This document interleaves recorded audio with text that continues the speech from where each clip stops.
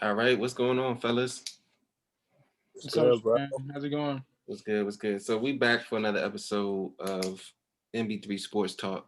And today we're gonna talk a little bit about hoops since we haven't touched on that subject in a minute. So just wanted to uh get my guys here. We got Neil and Obasi here. We're gonna talk a little basketball mid-season as the All-Star Day.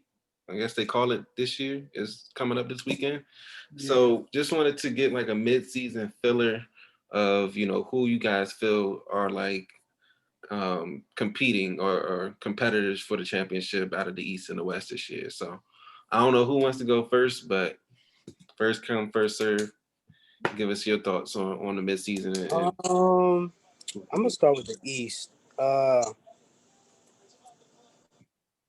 The East is plain and simple, so it's like if Kevin Durant, Kyrie Irving, and James Harden play like they're capable of playing, and there's no chemistry, there's no uh issues in that department, and they're playing team basketball and executing, I don't see a team in the East beating them because they're just supremely talented. But if there's one team that they need is the Sixers, but the Sixers need to pull some.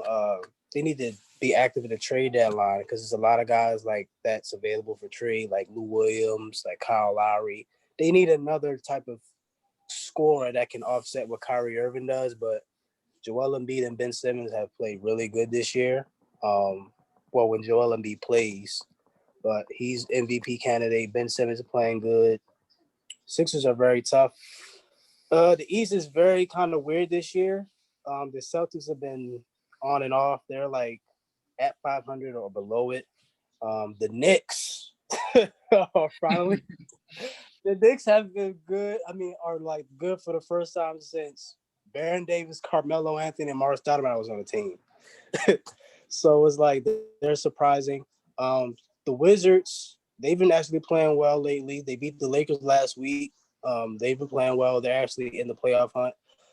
East is very competitive this year. It's just that their record doesn't show it. But as far as the East, it's literally between, you put the Raptors in there as well. It's literally between the Sixers and the Nets, and that battle's going to be good. The West, obviously, like speaking unbiased, I'm a LeBron guy, but there's no team in the West can beat the Lakers 4 games in a series when healthy.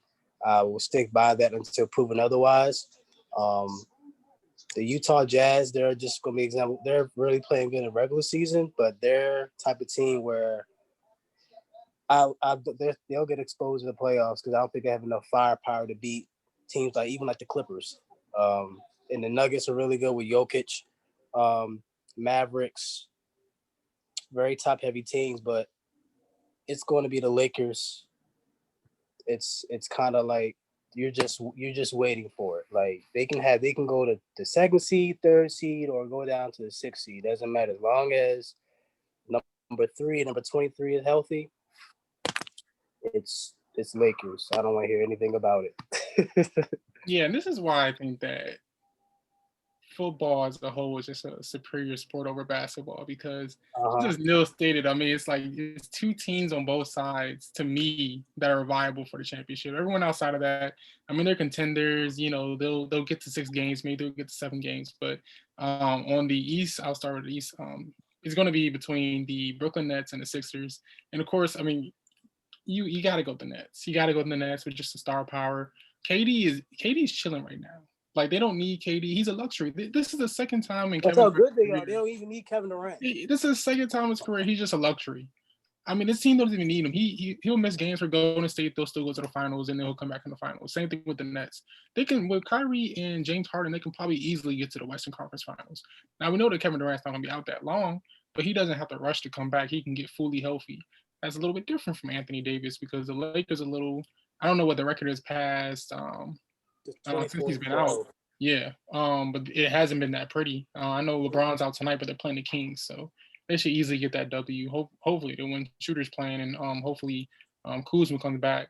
But I like what you brought about brought up about the Wizards, because the Wizards they've been balling recently, and maybe because I'm a big Russell Westbrook fan. they're not a bad team. They just hit a little like COVID hit them, Yeah, and their rookies have been playing well, and Bertans was hurt, but they actually have a really like they got what's that guy named Roy? I forget his last name. He's Hachimura. Well, Hachimura. Yeah, like yeah. they're a solid team. When I watched them against the Lakers, I'm like they're a playoff team. yeah, they are. Russell Westbrook and Bradley Beal are a great backcourt. It's just like I guess they had to get used to Russell Westbrook's style of play. You know, it's funny because initially, the Rockets were playing pretty good. They ripped off, Right. like 7-8 wins, and it was like, damn, like I'm a big Russell Westbrook fan, so I'm like, man, like is Russ like flipping? Like, John Wall went to Houston and they started, they was playing good. Next thing you know, a couple weeks later, Rockets done lost about 12 straight games, and the Wizards done won about 7-8 in a row. I watched the game against the Celtics.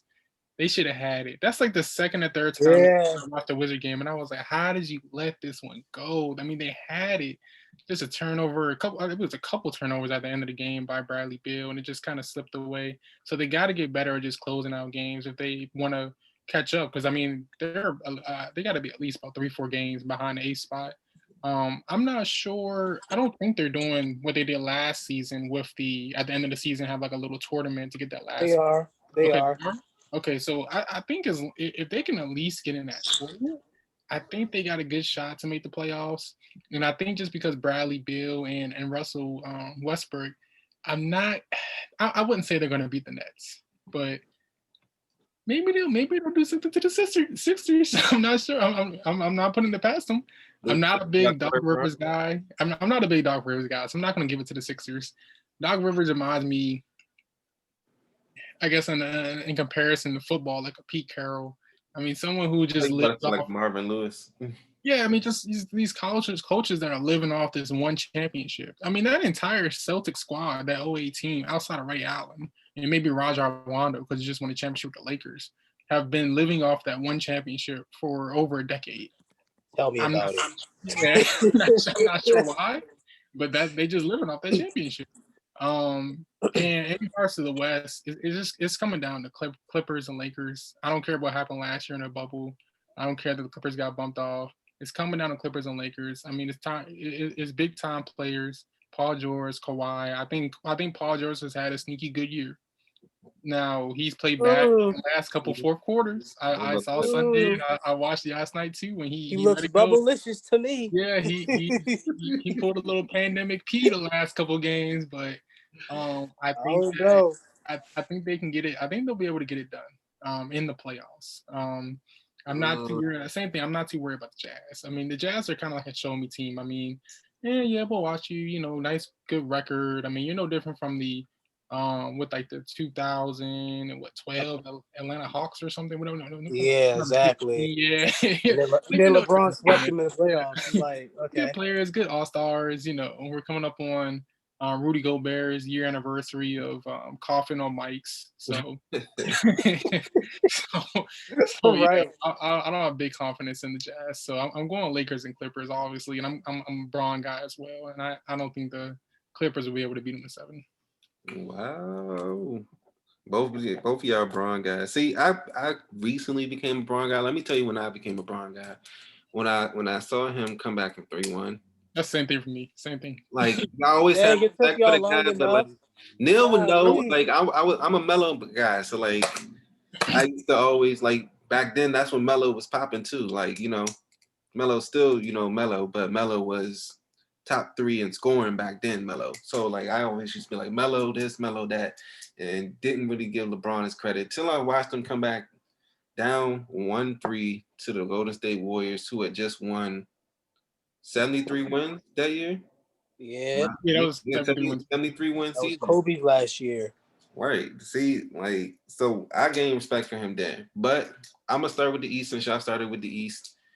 I asked myself this question when it comes down to like competitors in each conference: who can play a 7-game series against KD, Kyrie, and James Harden?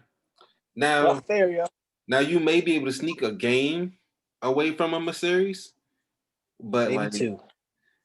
Maybe a game or 2 if you catch him. I give Until you they one game. until they get to the conference finals, I think they'll sweep the first 2 rounds into the conference finals. I give one mental lapse, like just one, or we had to sit KD, or we got him that night. Just one out of each And series.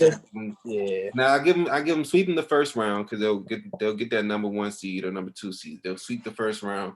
They'll lose one in the second, and then when it comes down to the conference finals. But I asked myself, like, Giannis couldn't beat Kawhi. Remember, a couple years ago. So like, you're gonna be able to beat Kyrie, Harden, and KD? I don't think so. So then my next thought is the Sixers. All right, Joel Embiid is having an MVP type season.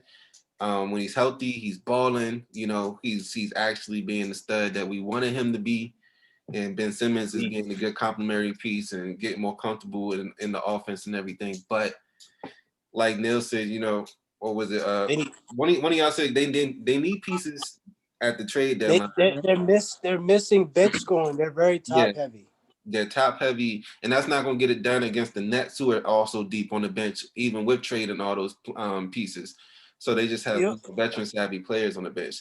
So then my next question is, the up and down Celtics, the up and down Heat. Can we really rely on them this year? Even the Raptors, who have been up and down, can we rely on them to be a real threat to them? So once Harden got traded to the Nets, I was like, they're going to the finals.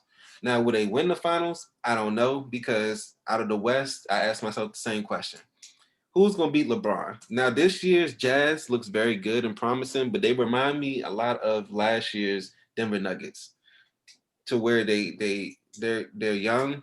They've been playing together for a while. They finally got it going, and they're gonna beat a couple teams and maybe get it to the conference finals, depending on how the seeding goes. But that'll be it. I can't say that Kawhi and PG would do it, because Kawhi and PG flunked out against the Denver Nuggets last year. Now, Paul George started out the year hot, and Kawhi is always going to be Kawhi. But as y'all mentioned, Paul George has been having those fourth quarter, slumps in the last 4 minutes of fourth quarters. It's kind of like you need to be able to score on those type of possessions to beat these teams, even like the Jazz and the Nuggets, and let alone the Lakers. Now, Lakers are just deep. When they signed 4 free agents, who would have bigger roles on any other team, but are still making a huge impact on this team. So it's just like, dang, they got deeper. They got a little more experience, as well as mixed it with youth. With Montrezl Harrell, they was able to steal him away for the Clippers. It's kind of hard to say, like, and LeBron's having an MVP type season like he does every year, but he's having an MVP type season again for his age. 36 years old, still balling out, putting up 27 points a game, and almost 27, 9 and 9 is his average, and he's doing that this year. So it's kind of hard to put a team up against them, being the Lakers and the Nets. And ultimately, I hate that when we talk about basketball, and especially the NBA, it comes down to 2 teams more than likely. It was always like the Warriors and the Cavaliers, and now it's here we go again. It's the Nets and it's the Lakers. Remember, it was the Heat and the Spurs, or Heat and the Mavericks back in the day. Like, so it's kind of like, or we go back to Boston Celtics and Lakers days when we knew that I'm gonna be real with you. It's gonna, if you notice the one common denominator when it says like the 2 teams, it's always a LeBron team. Yeah. So LeBron team. It's the NBA is not going to be like the NFL, where it's like you kind of have an idea who's going to go to the finals, but you don't have a definite. You don't really know until LeBron James retires from the NBA. It's not going to be a foregone conclusion anymore. Like whatever team LeBron's on, that's going to be the team that has a high chance of winning. Until he retires, they can be like, oh, who's going to win this year? Could the Mavericks win? Could the Pelicans win? Could the Phoenix Suns win? You know what I'm saying? So it's like until LeBron goes, whatever conference he's in, it's kind of like it's a wrap until you just see until he does a decline. But people just gotta like look. Same thing with Jordan. When Jordan was in the league, you already knew what it was. Right. Yeah. Chicago Bulls make it to the finals, and whoever makes it in the West, so be it. So until LeBron goes, it's going to be his team and somebody else's to beat him. So I will say this though. This year will be. Last year, I say LeBron had a tough task, but not really when you play the Denver Nuggets in the conference finals, and you play the Trailblazers and who else did it? The Rockets. And Yeah.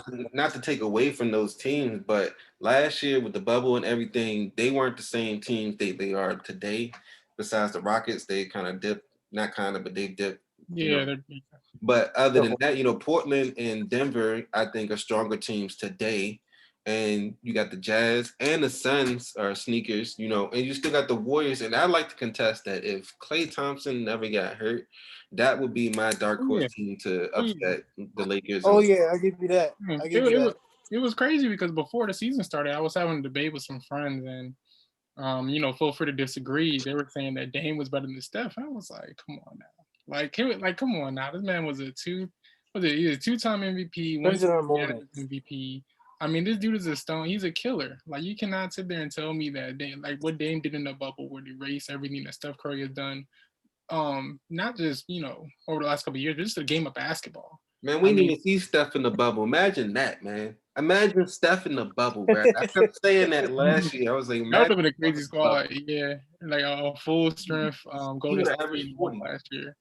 But I would actually want to go back to your point, Brandon, in regards to when you became a LeBron fan, because that was the same thing. It was the 3-1 deficit coming back against Golden State. Because I hated LeBron. I was a Kobe guy. So everyone used to always compare LeBron to Kobe. So, and as I look back at it now, and I be seeing old clips of LeBron playing in Miami, and I'm like, dang, I missed this because I was a hater. I missed all these great highlights, basketball because I was hating. So anyone out there listening, bro, just don't be a hater, bro. Just stop. Just appreciate. That's beautiful. Appreciate the great players, bro. That is beautiful.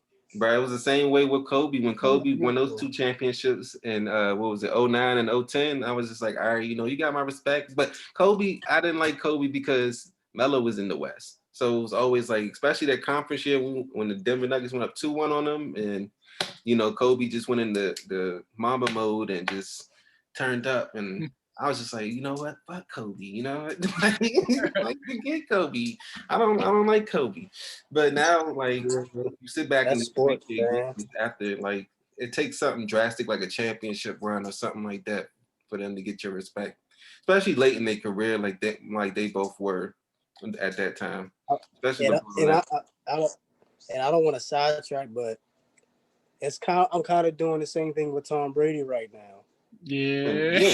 I am, because I'm looking at him like, look, the reason why I hate the Patriots is because they always beat everybody, especially my team, the Chargers. Every time we have a 14-2 record or we have a good record, Foxborough. We play right. We have to play the Patriots and we always lose. So that's why I'm salty. But when you think about it, I'm like, okay, he left the Patriots, so it's not like, and I'm like, dang, this dude really took the worst team in NFL and went to Super Bowl. And my guy LeBron does literally the same thing. He goes to bad situations and then takes them to the championship. I said, I can't be a hypocrite. I gotta give him his props. Don't be Skip Bayless. Oh yeah. No, look, I ain't. I don't know. I give this championship. I give credit. So when y'all said it took y'all a 3-1 deficit, I appreciate that. That's sports, bro. That's. You gotta learn how to just stop hating, bro, because you be blindsided. I did the same thing with Kobe. Like, I was an AI guy, and I'm like, Kobe messed up AI's ring. I'm like, I can't hate. I feel stupid hating on Kobe. I have a freaking poster in my room with Kobe Bryant. So it's like, you can hate him, but at the same time, you still love him at the same time. You just miss out. You miss out on so many great moments when you be hating. Oh, I ain't miss out. I was just looking at them LeBron clips. I'm gonna look at LeBron clips like, dang, like. Yeah, I really just didn't watch these games because I ain't like LeBron. Same. It's sports. So somebody gotta hate him, somebody gotta love him. That's what happens. Yeah. So who do y'all think have played hard enough to win like the MVP this year? I know it's a big debate. They said, Joel Embiid's in there. They got LeBron in there, of course. They got a strong case for him.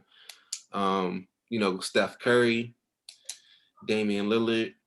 I think me personally, I think I think every year you can give it to LeBron. Doesn't mean that he doesn't deserve it, but it's just like with Jordan, every year we can give it to Jordan. every year we can give the MVP to Tom Brady, or something like that. But Steph Curry is putting up MVP stats like his MVP season. And I remember debating with a couple people like Steph Curry. People forget who Steph Curry is. Like, what you were saying, Obasi, like people saying that Damian Lillard was better than Stephen Curry. I'm like, do y'all forget, like, because Stephen broke his hand and missed the, half the year, majority of the year. Do y'all forget who Steph Curry is, bro? Like, this man can pull up from anywhere, hit a jumper, and he can fake that, drive, He's the all greatest game, shooter of all kick time. it out. And he's putting up, he's averaging like 5+ threes a game. He's putting up 30+ points or something around that area. And it's getting, and the only thing that doesn't match is the record of the Warriors. But LeBron is playing MVP type. I don't think you can give it to Joel Embiid unless they win, their number one seed and actually beat the Nets in some in season series games, Then we can say, okay, we can give it to JoJo. But me personally, I think it's between LeBron and Steph this year for me. I think the MVP right now is actually James Harden. You could argue that. Yeah, I mean, he's just all around great player. I mean, what he's done for that Nets team. I mean, of course, they elevated the team, adding him. I mean, we had KD and Kyrie, and then you add James Harden. Of course, the team gets better. But even in KD's absence, I mean, they've been able to really just keep it going. I mean, as far as the assists, the points, everything he's doing for that team has made that team almost unstoppable. So, what is he averaging over, like, what, 22, 23, over 10 He's assists a game? 25. Oh, he's 25 for over He's 25, 10 assists a game with a new team. I mean, I don't think that's something even though they have star players, that's not something to just, like, pass over, because, I mean, it's different from going to a new team, a new city, a new system, new coaches, new trainers. The team that he's been with, that he was in Houston for about like 8 years, then change up, and then, I mean, nothing short of just greatness what he's been doing over there with the Nets. So if he can keep this up, I think that he should be up there high in the discussion for MVP.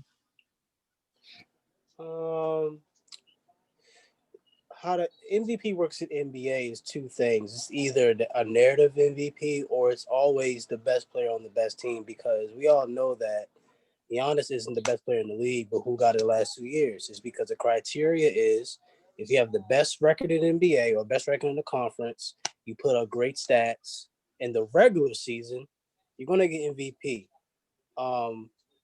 So in that case, I'm going to go with Joel Embiid. I know he's missed probably some games, but he's been the best player on the best team in the East, and he's putting up numbers. I would say Donovan Mitchell or Gobert, because they don't have MVP stats. These have a good team, but it kind of changes every week, because first it was Braun, and then it was Joker, and then it was Joel Embiid. So it changes throughout the season. But I kind of wish it was James Harden, but I'm gonna go with James Harden, but I don't think it will be, because they held that Houston Rockets situation to the core to him, man. Like the way he exited.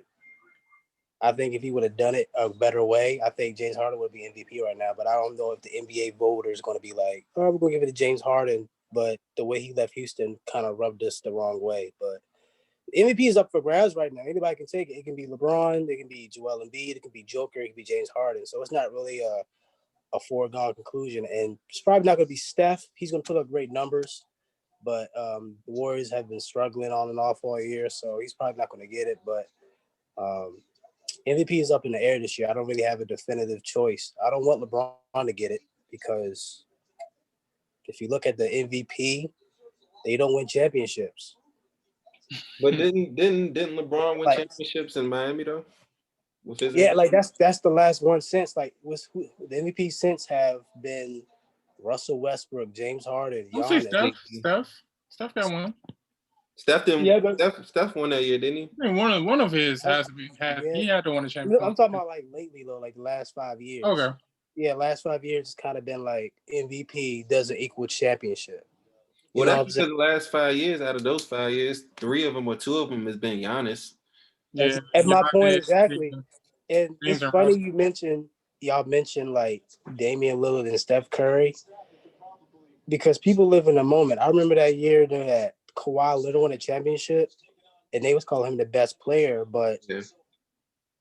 LeBron and KD was hurt, so people forget how good those two guys are, and because they was hurt, he was the next guy up. Yeah, So you Golden can't, State they were the 3-peat. you can't really. I don't really pay KD was attention to hurt, that. and Clay got hurt.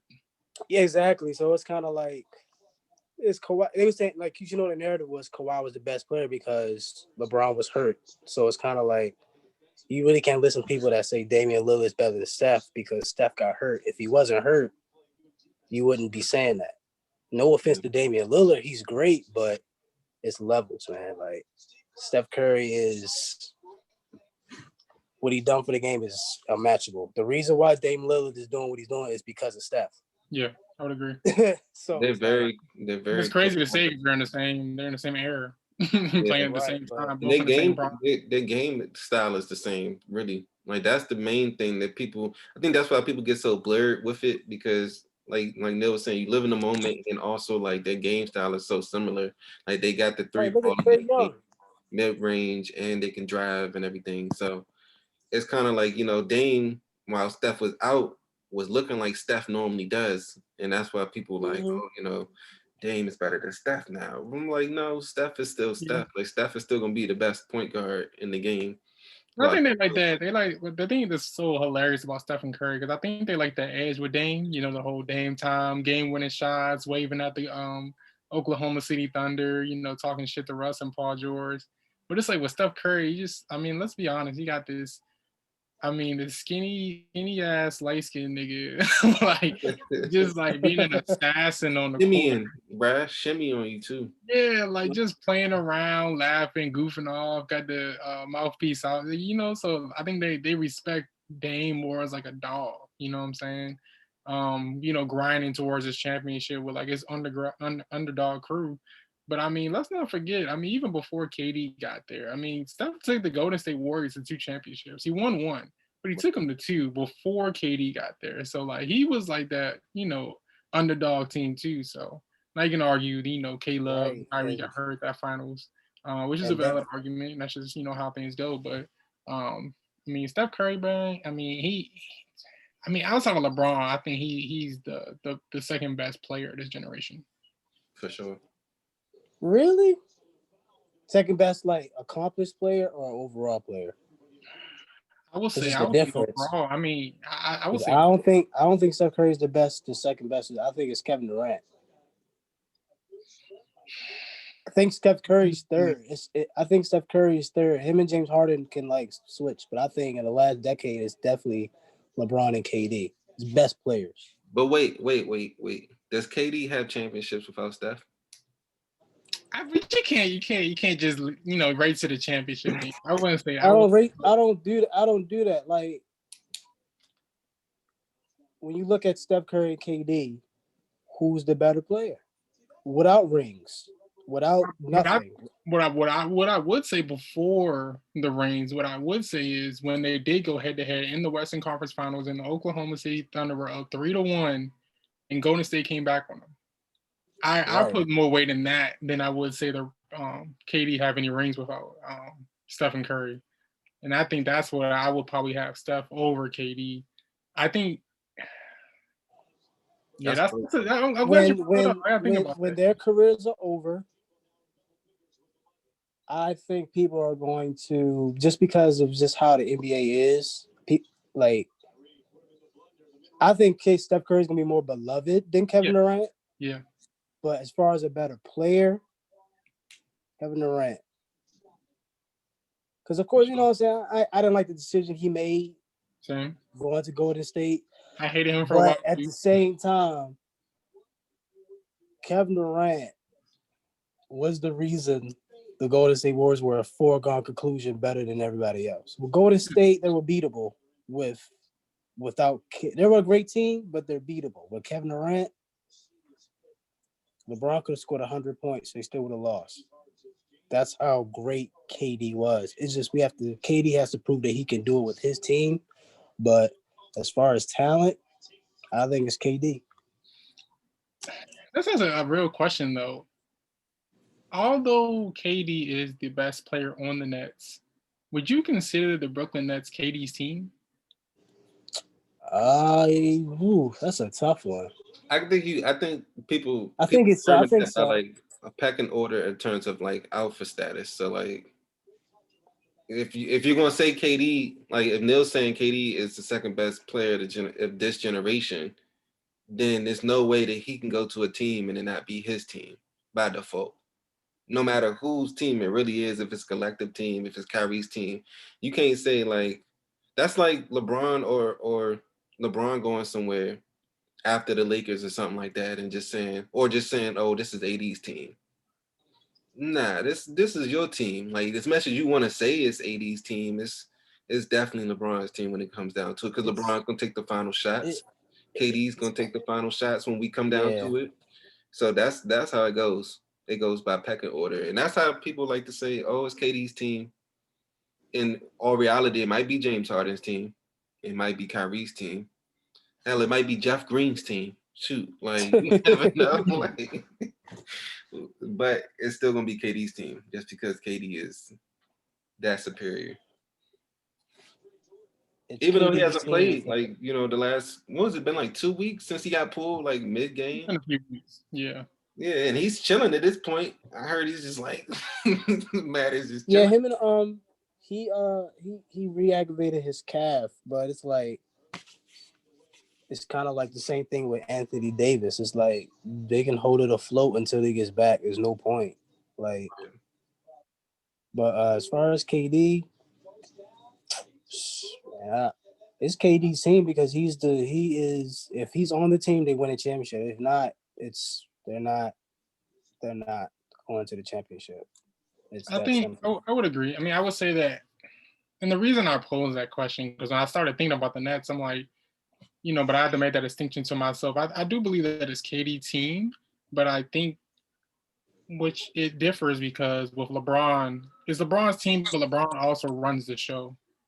When the Golden State Warriors, it was KD's. It was Steph's team. Steph it was Steph's team, but KD was the best player. Yeah, and Steph ran the show for the most part. But I think with the Brooklyn Nets, it's like James Harden runs the show on the Brooklyn Nets. He orchestrates the offense masterfully. But I will say it is KD's team because the special thing about KD is just like, I mean, the guy can sit there. He's so efficient. He's so like passive. He doesn't need like all this time with the ball. He gets the ball. Yeah. To be able to pull up, go to the basket, pass the ball. And I mean, you can sit there and be like, oh, in the game, like I didn't really see KD like that. Oh shit, nigga had 20. like I didn't even know he had 20. He only shot about 12 shots. You know what I'm saying? So yeah.